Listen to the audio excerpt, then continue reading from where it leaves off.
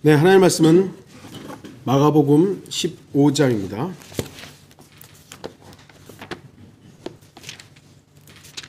마가복음 15장 29절 30절입니다.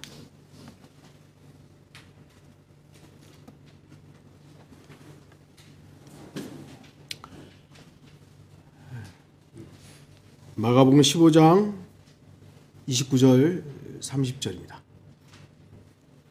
그냥 프린트에 있으니까요. 꼭 성경 안 찾아도 될 것 같은데요. 제가 말씀을 읽도록 하겠습니다. 그때 지나가던 자들이 자기들의 머리를 흔들며 주를 모독하여 말하기를, 아하, 성전을 헐고 3일 만에 짓는 자여, 내 자신을 구원하여 십자가에서 내려오라고 하니라. 오늘 말씀의 제목은 십자가에서 내려오라입니다. 여러분은 십자가 하면 어떤 것이 먼저 떠오르십니까? 죽음, 저주, 겸손, 희생, 은혜, 또 일반적으로는 기독교, 사랑 등등 여러 가지가 있을 수 있습니다. 십자가는 기독교의 상징이 된 지 오래입니다. 하지만 십자가는 결코 기독교의 상징이 아닙니다. 그럼에도 종교로서의 기독교는 십자가를 상징으로 잘 사용하고 있습니다. 어떤 것이든지 이미지화 시키는 것은 사람들에게 자신들을 이렇게 어필할 때 상당히 중요합니다. 그래서 정치인들 또는 경제, 그다음에 상품이 되었든지 이미지화 딱 시키잖아요. 그래서 그걸 딱 떠오르면 이제 맥도날드 그러면 딱 요것만 봐도 맥도날드예요. 스타벅스는 안 써 있어도 그 마크를 딱 보면 나이키 딱 이렇게 해서 그게 나이키예요. 그냥. 그게 이미지화 되는 거죠. 그래서 십자가를 기독교의 상징으로 사용하고 십자가를 통해 기독교를 소개하는 것은 종교로서의 기독교에는 상당히 유리합니다. 우리도 예를 들어 우리 지금은 건물이 없으면 건물 있을 때 이렇게 십자가 딱 밖에 놔두면 금방 찾을 수 있어. 아, 저기 교회 있구나. 할 수 있는 그런 상징적인 의미들이 있다라는 것이죠. 하지만 오늘날 십자가가 기독교의 상징으로 소비되는 것과 기독교의 참된 기준인 하나님의 말씀, 성경이 말씀하는 십자가와는 너무나도 다릅니다. 지난주에도 잠시 말씀드렸지만 일반 기독교에서 상징으로 사용하는 십자가와 로마 카톨릭이 사용하는 십자가에는 큰 차이가 있습니다. 바로 예수의 형상이 있느냐 없느냐죠. 소위 개신교라고 불리는 기독교에는 십자가에 예수상이 없습니다. 그 이유는 부활이 있기 때문이죠. 부활 때문에 그 십자가에다 거기다 예수상을 만들질 않아요. 부활하셨다 이거죠. 하지만 로마 카톨릭의 십자가에는 유독 예수상이 많습니다. 물론 예수상이 없는 것도 있습니다만 대다수의 카톨릭 십자가에는 예수상이 거기에 있어요. 그 이유를 명확하게 설명하지는 않지만 제 추측으로는 십자가에서 고난받는 아들을 위해 눈물 흘리며 기도하는 성모 마리아를 연상하기 위해서 그렇게 한 것이 아닌가라고 저 개인적으로 그냥 추측하는 거예요. 어쨌든 거의 모든 종교화된 기독교는 십자가를 상징으로 사용합니다.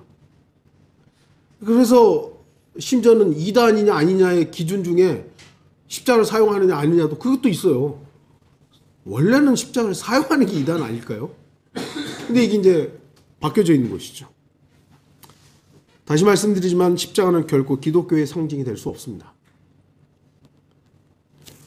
오늘 본문은 주님께서 십자가에서 죽으시는 바로 그 장면입니다. 주님께서는 무도한 자들에 의해서 강제로 십자가를 져야만 했습니다. 결코 주님 자신과는 무관한 일임에도 주님께서는 침묵하셨고 자신의 십자가의 죽음을 겸손하게 받아들이셨습니다. 그런데 오늘 본문에는 이런 말이 나옵니다. 아하, 성전을 헐고 3일 만에 짓는 자여, 내 자신을 구원하여 십자가에서 내려오라. 십자가에서 내려오랍니다. 근데 이 말을 한 사람들이 누구냐면 지나가던 자들이라고 되어 있어요. 그런데 우리가 당시의 사건을 잘 살펴본다면 지나가던 자들이 과연 골고다를 그냥 우연히 지나가다가 십자가에 매달린 예수님을 보고 그렇게 말한 것이겠습니까? 이렇게 지나가다가 예수님 저기 있어요. 아이, 한번 내려와봐. 십자가에 내려와. 그렇게 했을까요?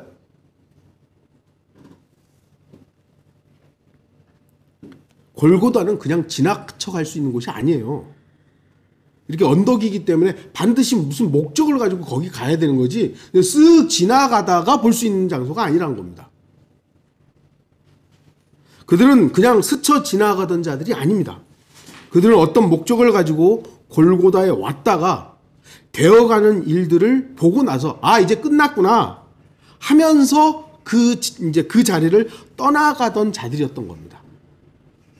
영어로 passed by라는 단어가 사용됐는데 이 단어는 겉만 그렇게 쓱 훑고 지나가는 것이 아니라 그 안으로 이렇게 통과해서 지나가는 걸 말하는 거예요.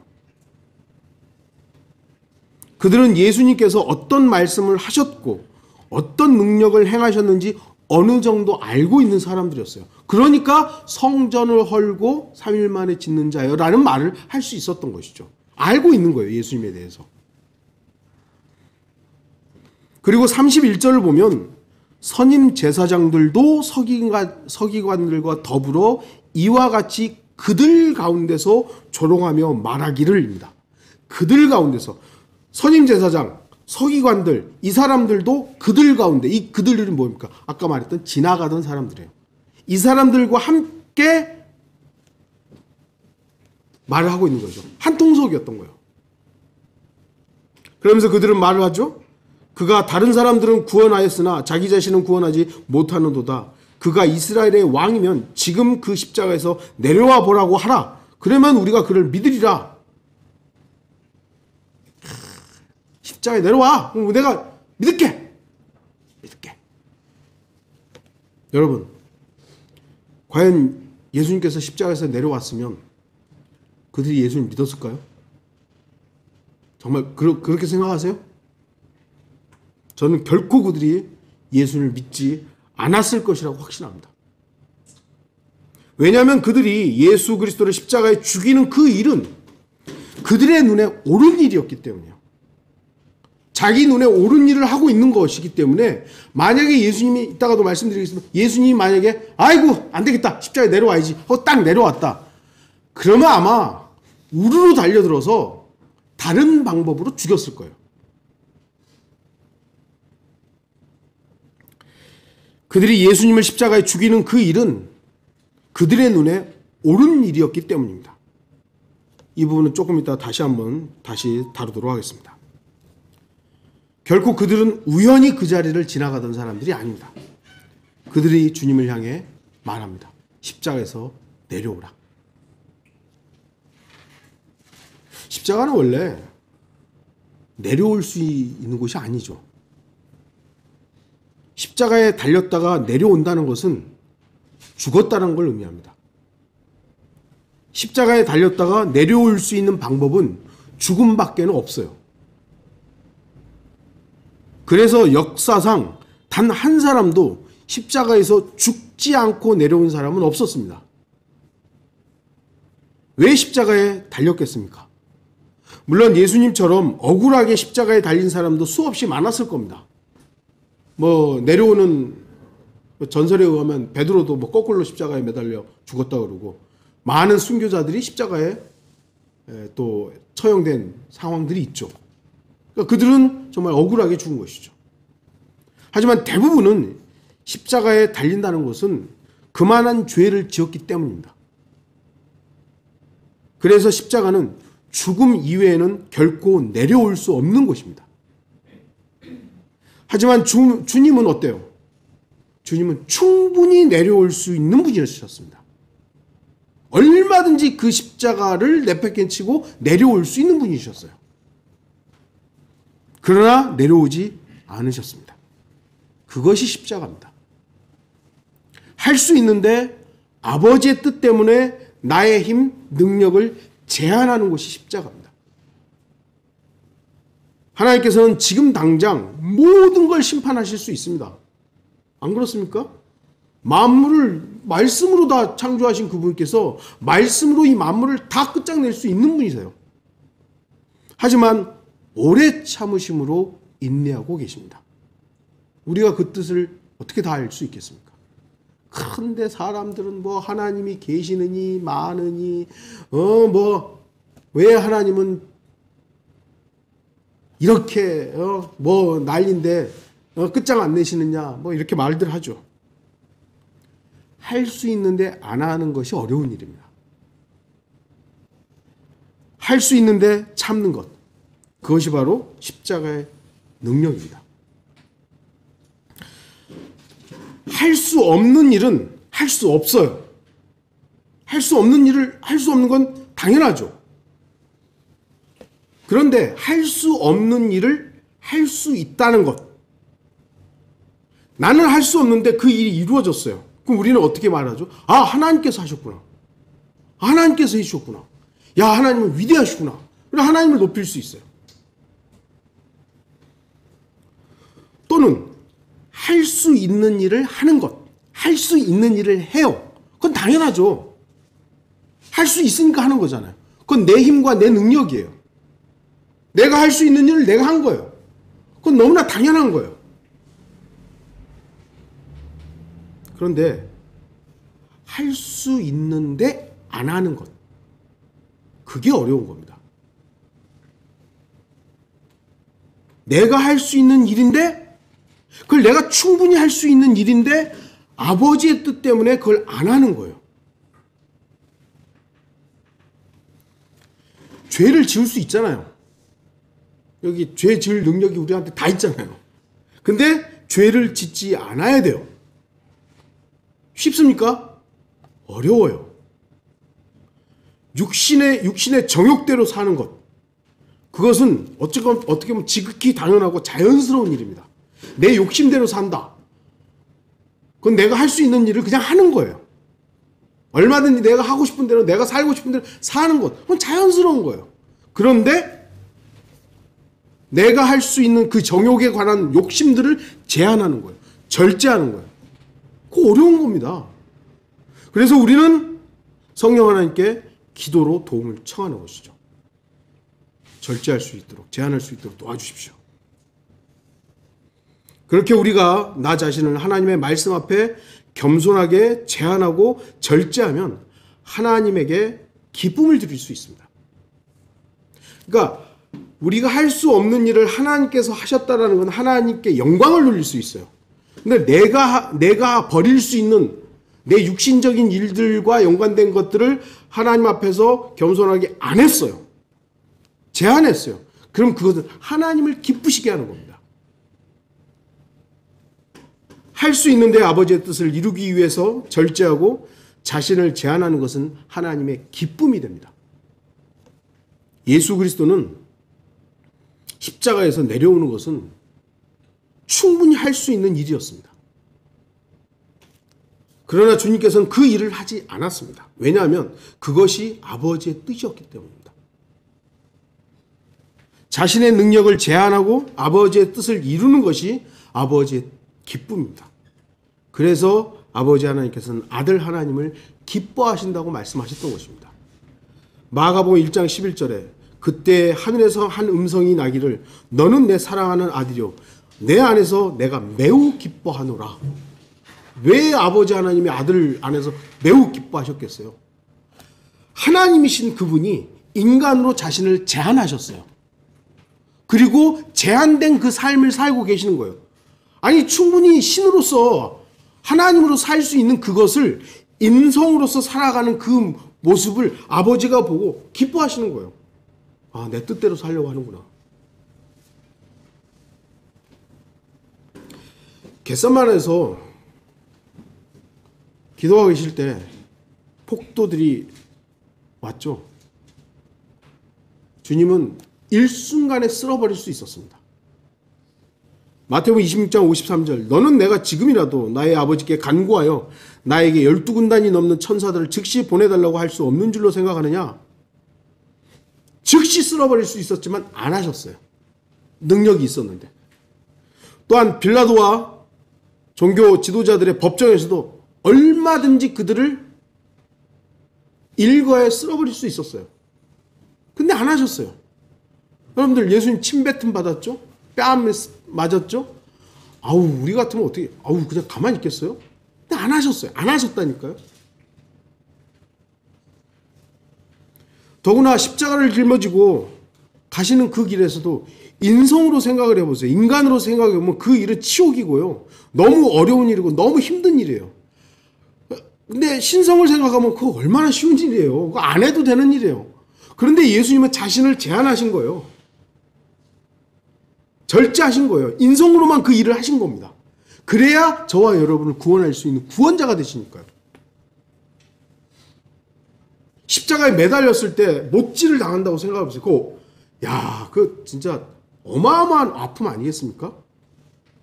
그 얼마든지 떨쳐버릴 수 있는 겁니다. 그런데 안 하셨다니까요. 그게 십자가의 능력입니다. 그 모든 힘을 사용하지 않았습니다. 그것이 바로 아버지의 기쁨이었던 것입니다. 인간이라면 당연히 십자가에서 내려올 수 없습니다. 어떤 순간에도 십자가를 거부할 수 없으며 탈출할 수도 없습니다. 강도들 있잖아요. 강도들은 내려올 수 있는 능력이 없었어요. 그래서 그들은 발버둥을 쳤어도 내려올 수 없어요. 그래서 거기서 죽은 겁니다. 근데 주님은 얼마든지 내려올 수 있었어요. 심지어는 신적 능력으로는 아픔을 사라져라, 아픔 없어라 해도 되잖아요. 안 사용하십니다. 인간은 십자가가 정해지면 그 십자가를 벗어날 그 어떤 기회도 능력도 없습니다. 그러나 주님께는 십자가를 언제든지 내려올 수 있는 모든 능력과 힘이 있었습니다. 하지만 십자가를 통과했습니다. 예수님을 십자가에 죽이라고 했던 사람들을 보십시오. 그들 중에는 물론 대중심리에 휩쓸린 사람들도 있었을 겁니다. 하지만 대부분은 자신들의 절대적인 옳음을 근거로 주님을 향해 외쳤습니다. 왜냐하면 예수 그리스도는 그들의 눈으로 볼 때는 신성모독을 한 자였기 때문입니다. 마태복음 9장 3절 그런데 보라 서기관들 중 몇 사람이 속으로 말하기를 이 사람이 하나님을 모독하는도다. 마태복음 26장 65절 대제사장이 자기 옷을 찢으며 말하기를 저 사람이 하나님을 모독하였으니 우리에게 무슨 증인들이 더 필요하리요. 보라 너희는 방금 그가 하나님을 모독하는 것을 들었도다. 신성 모독한 자는 구약에서는 어떻게 합니까? 돌로 쳐 죽이는 게 맞습니다. 그러니까 죽어 마땅한 자예요. 예수님은 죽어 마땅한 자였어요. 누구 눈으로? 그들의 눈에 보면 예수님은 죽어 마땅한 자예요.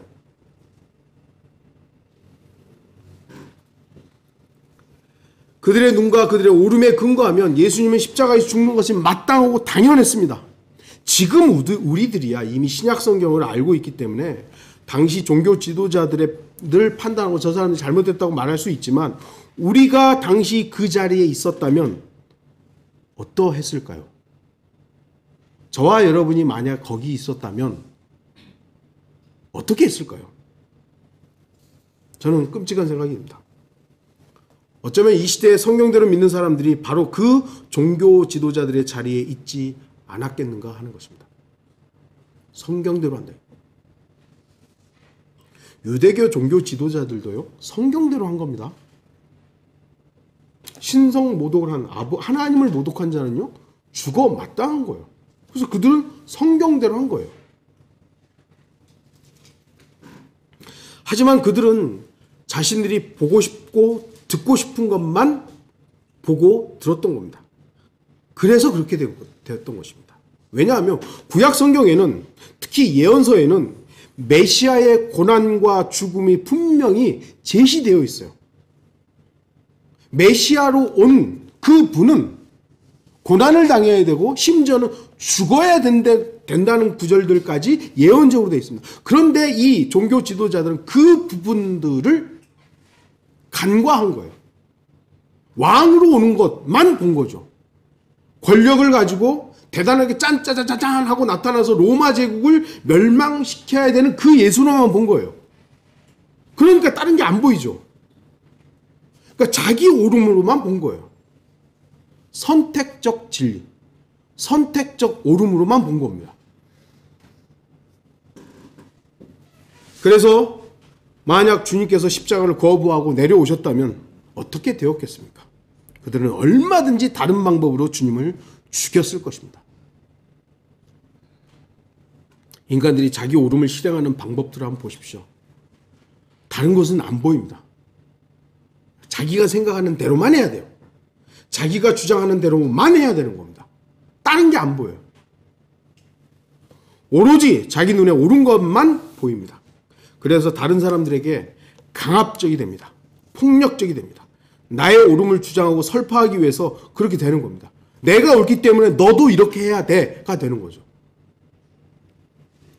혹시 우리의 모습은 아닌지 돌아봐야 됩니다. 우리가 복음을 전할 때, 진리를 제시할 때 어떠했습니까? 예전에 우리의 모습을 한번 보세요. 우리 똑같은 거예요. 이렇게 구원받아야 되는데 너 왜 이렇게 구원 안 받아? 이게 한글 킹제임 성경만 유일한 성경인데 왜 이거 안 받아들여? 이게 뭐 우리의 주장이 틀렸다라는 거예요. 방법을 말하는 거예요. 그것을 복음을 제시하고 진리를 제시하는 그 방법이 이 유대교 종교 지도자들과 다를 게 없는 거예요. 내가 옳게 보이는 것만 강압적으로, 심지어는 폭력적으로. 우리 말에 폭력 썼었잖아요. 너 그렇게 안 하면 지옥 가? 너 그렇게 안 하면은 너 구원 안 받은 거야? 말의 폭력으로 우리가 얼마나 사람들을 어렵게 만들었습니까? 우리는 복음을, 진리를 강력하게 전해야 합니다. 그러나 폭력적이 되어서는 안 됩니다.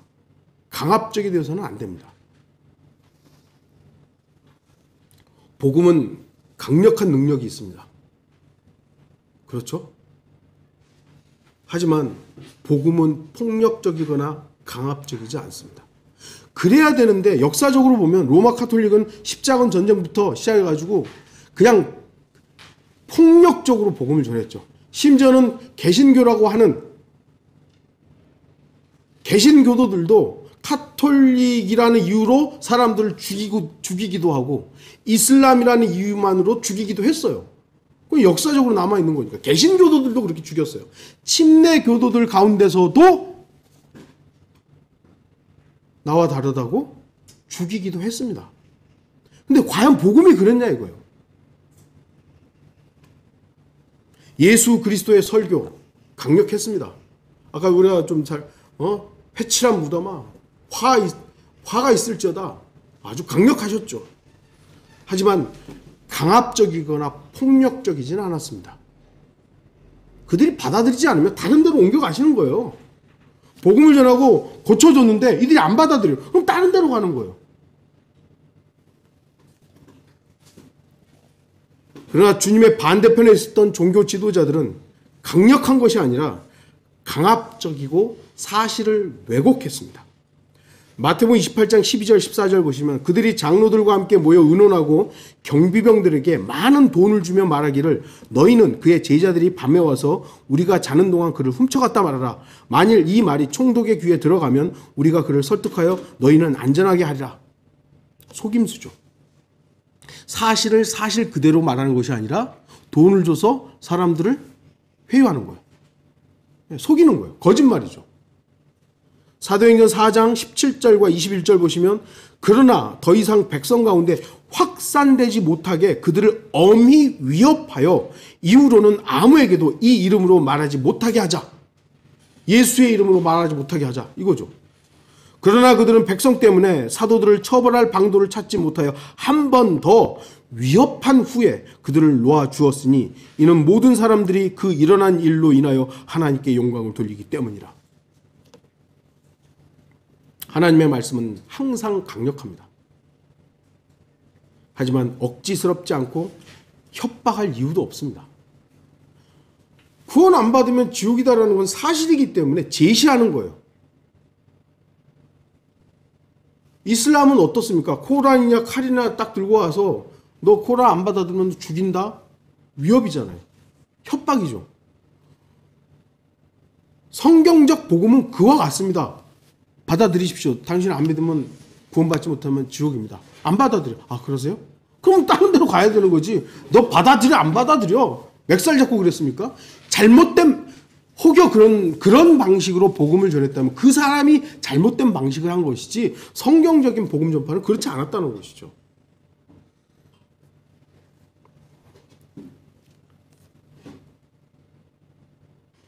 하나님의 말씀을 억지스럽게 만드는 것이 종교이며 그 종교인들은 자신들만이 하나님의 종이고 하나님의 사역을 한다고 주장하는 것입니다. 주목하십시오. 선지자들 있죠. 오늘날도 이런 사이비 목사들이 자기를 선지자라고 말하는데 선지자들이 강력하게 하나님의 말씀을 예언적으로 막 전파했고 막 있죠. 분명히. 선지자들은 강력하게 하나님의 예언의 말씀을 선포했습니다. 그러나 선포하고 나서의 그 다음 행동이 어떻는지를 여러분 보셔야 돼요. 성경을 자세히 보십시오. 대부분의 선지자들은요, 하나님의 말씀을 선포했어요. 그리고 나면 다음 하나님의 예언을 기다립니다. 하나님의 말씀이 무엇일지 다음 거를 기다리는 거지, 자기가 예언한 그 말을 실행하려고 가가지고 막 뒤집어 엎고 이 죄 지은 이스라엘 민족들아 회개해라 그래가지고 막 뒤집어 엎고 이러진 않았습니다. 폭력을 사용하지 않았다는 거예요. 대부분의 선지자들은 다음 명령을 기다렸지 오늘날 자칭 선지자들처럼 그 예언을 성취하기 위해서 자신의 힘과 능력을 행사하지 않았습니다. 당시 선지자들도요, 하나님의 말씀을 예언했을 때 지지하고 후원하고 아, 아멘, 그 말이 맞습니다 했던 사람도 있었습니다. 모든 사람이 다 배교한 게 아니라 선지자들의 예언을 듣고 아, 우리가 회개해야 됩니다, 돌이켜야 됩니다 했던 지지자들도 있었다는 겁니다. 그러면 그들을 규합해 가지고요, 충분히 왕이나 종교 지도자를 협박하고 백성들을 강압적으로 이끌어갈 수 있었습니다. 소수로 할지라도 세력을 규합할 수 있었다는 거예요. 그러나 거의 모든 선지자들은 그런 식으로 하나님의 예언을 실행하지 않았습니다. 그러다 보니까 쉽게 얘기해서 자기가 예언한 그것들을 무력 행사를 안 하다 보니까 선지자들 어때요? 매맞죠? 감옥에 갇히죠? 재산 몰수되죠? 심지어는 죽이기까지, 죽임을 당하기까지 합니다. 인위적인 방법을 사용하지 않았기 때문이에요.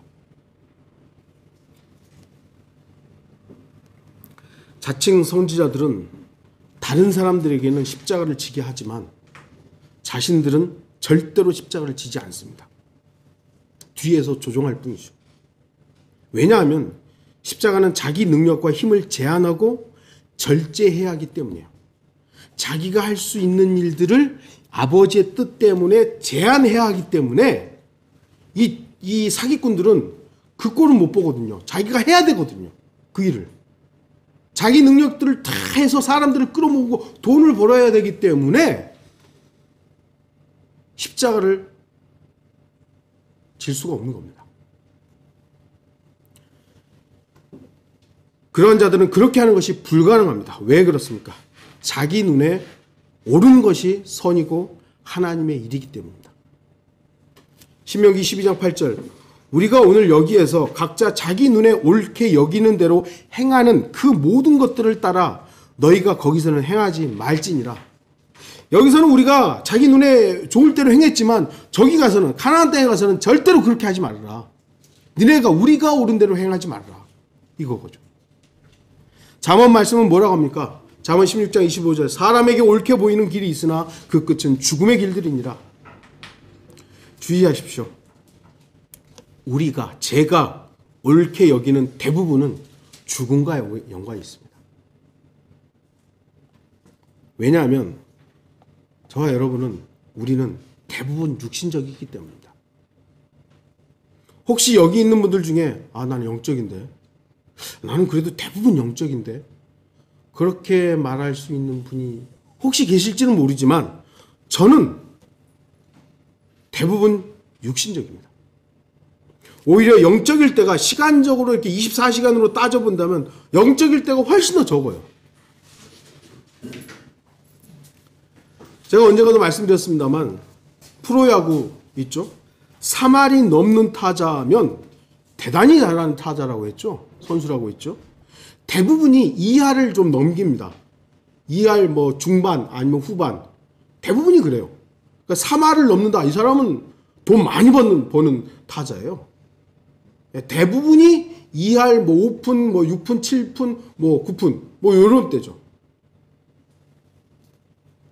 우리는 어쩌면, 저는 어쩌면 1할 24시간 중에 1할이면 몇 시간이나 성령 충만할까요? 좋아요. 많게 써서 2할이나 할까요? 그래서 제가 생각하고 보는 대부분은 죽음과 연관되어 있다라고 말할 수 있을 것입니다. 내가 옳게 여기는 그 끝은 죽음의 길들인 겁니다. 그렇기 때문에 저는 저의 옳음이나 제 생각이 얼마든지 틀릴 수 있다는 것을 인정합니다. 내가 지금은 이것이 옳다. 그래, 내가 이거는 성경적으로 옳은 것 같아. 그래, 이건 옳은 거야 하는 이것 얼마든지 틀릴 수 있다는 겁니다. 그것이 무엇이 되었든지 간에. 왜냐하면 제 눈에만 옳게 보일 수 있기 때문입니다. 아무리 성경을 기반으로 결정하고 판단한다 해도 저는 얼마든지 틀릴 수 있습니다. 예수님 당시의 종교 지도자들도요, 구약 성경을 기준으로 예수님을 판단하고 심판한 겁니다.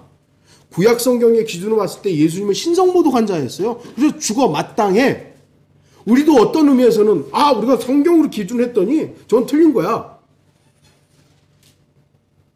가만히 생각해 보십시오. 심판은요, 하나님이 하시는 거예요. 우리는 하나님의 말씀을 근거로 말했고 구분했으면 기다리는 거예요.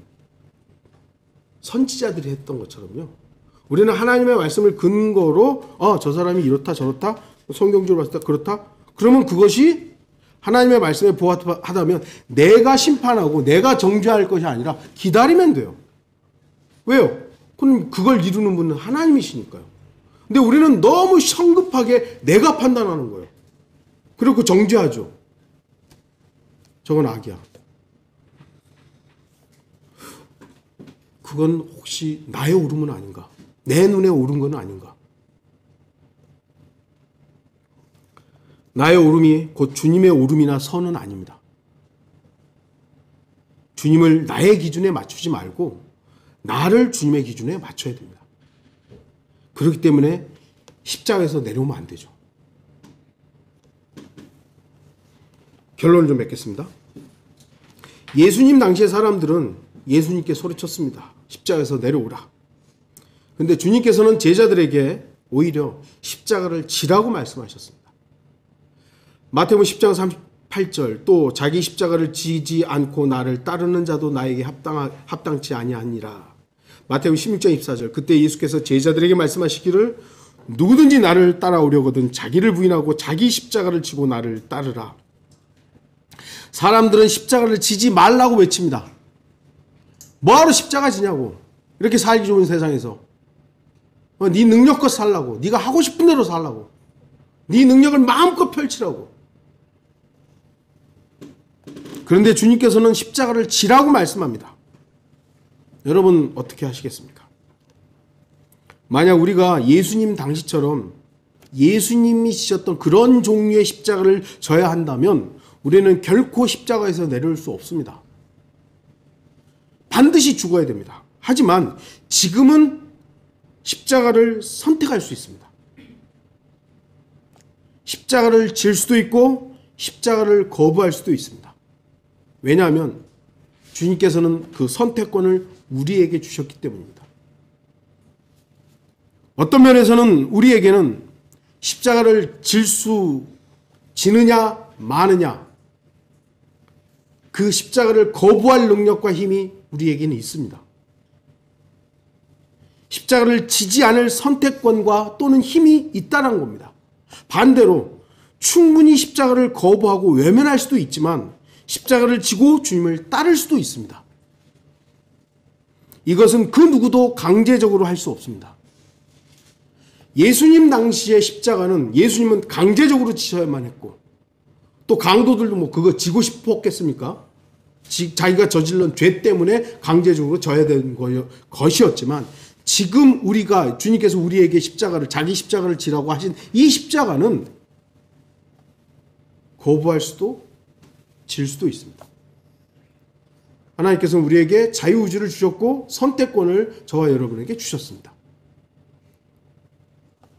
다시 말씀드리지만 십자가의 능력은 나를 포기하고 아버지의 뜻을 인정하고 아버지의 뜻을 실행하는 겁니다. 십자가 나는 안 질래요. 그냥 내 마음대로 살죠. 내가 할 수 있는 일을 하면서 살래요. 그게 자연스러워요. 자연스럽고 그렇게 한다고 해서 세상 사람 누구도 저와 여러분에게 뭐라고 안 그래요. 왜냐하면 세상 사람들 다 그렇게 살고 있기 때문에. 그런데 내가 할 수 있는 이 일들을 아버지의 뜻에 부합하게 나를 제한하겠습니다. 세상에서 저질러지고 있는 죄의 유혹들이 얼마나 많습니까? 그거 우리 얼마든지 선택할 수 있습니다. 그런데 하나님의 뜻은 우리가 거룩하고 성별하기를 바라시잖아요. 그러면 거기에 우리를 제한해야 되는 거예요. 나 저기 안 갈래. 나 저거 안 먹을래. 나 저 짓을 안 할래. 라고 제한해야 되는 거죠. 다시 말씀드리지만 그거 어려운 일입니다. 쉬운 일 아니에요.